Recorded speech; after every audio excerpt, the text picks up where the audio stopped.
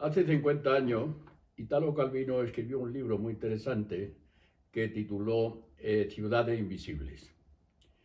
Es un libro difícil de clasificar porque se podría tratar de un libro de cuentos, de ensayos, incluso de poesía. Pero en cualquier caso es muy interesante porque es muy sugerente, habla de ciudades muy distintas, todas imaginadas, curiosamente con nombre todas de mujer, y yo he elegido entre todas, ella ha elegido una eh, que me interesa especialmente, ¿no? Que es la ciudad de Sofronia, y que voy a leer cómo la describe Italo Calvino. La ciudad de Sofronia se compone de dos medias ciudades. En una está la gran montaña rusa de ríspidas jivas, el carrusel con el haz estrellado de sus cadenas, la rueda con sus jaulas giratorias, el pozo de la muerte con sus motociclistas cabeza abajo, la cúpula del circo con su racimo de trapecios colgando en el centro. La otra media ciudad es de piedra y mármol y cemento, con el banco, la fábrica, los palacios, el matadero, la escuela y todo lo demás. Una de las medias ciudades está fija, la otra es provisional y cuando ha terminado su tiempo de estadía la desclavan, la desmontan y se la llevan para trasplantarla en los terrenos baldíos de otra media ciudad. Así todos los años llega el día en que los peones desprenden los frontones de mármol, deshacen los muros de piedra, los pilones de cemento, desmontan el ministerio, el monumento, los muelles, la refinería de petróleo, el hospital, los cargan en remolques para seguir de plaza en plaza el itinerario de cada año. Ahí se queda la media Sifronia, de los tiros al blanco y los carruseles, con el grito suspendido de la navecilla de la montaña rusa invertida, y empieza a contar cuántos meses, cuántos días tendrá que esperar antes de que la caravana regrese y la vida entera vuelva a empezar. A mí esta ciudad me ha interesado porque me recuerda mucho la ciudad moderna, el movimiento de las ciudades en cuanto a obras. Hay una parte de la ciudad que es, digamos, la monumental, la tradicional, que está ahí, pero hay otra parte que se está renovando constantemente. A mí me impresiona mucho ver esas zanjas ahí con todos los cables, esa maraña de cables, de tuberías, una que lleva la luz, otra que lleva el agua, otra que lleva el gas, otra que lleva los teléfonos. Es impresionante. A mí me sorprende de que no haya más accidentes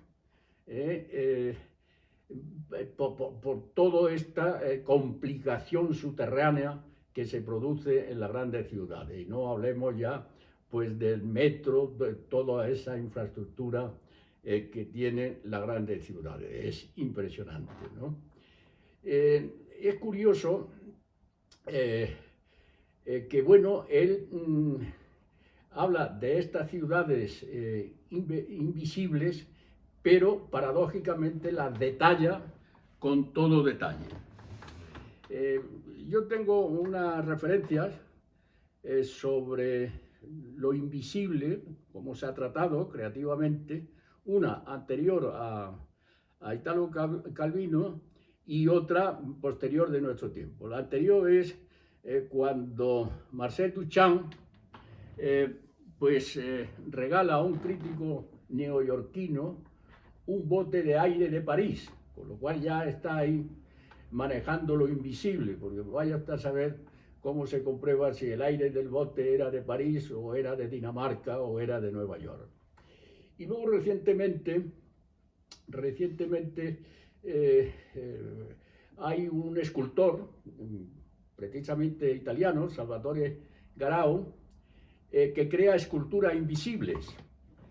Y bueno, pues lo único visible y tangible de esa escultura es el certificado que hace el escultor con las medidas de la escultura, los volúmenes y, en fin, los detalles de la materia que se compone la escultura, pero que es invisible. Y ha llegado pues, a subastarse esa escultura invisible, incluso a pagarse cierta cantidad importante.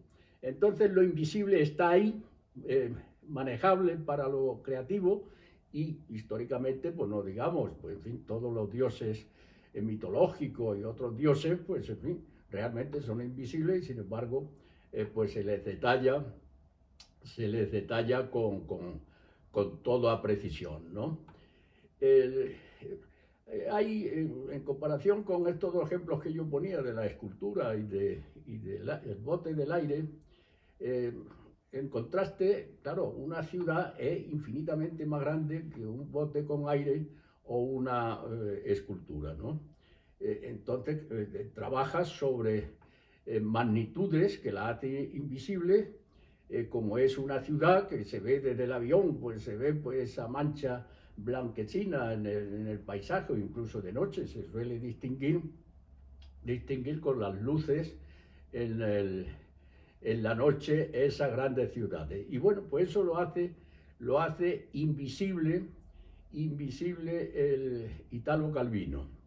Él dice que no quiere recordar, con sus ciudades no quiere recordar a ninguna ciudad existente.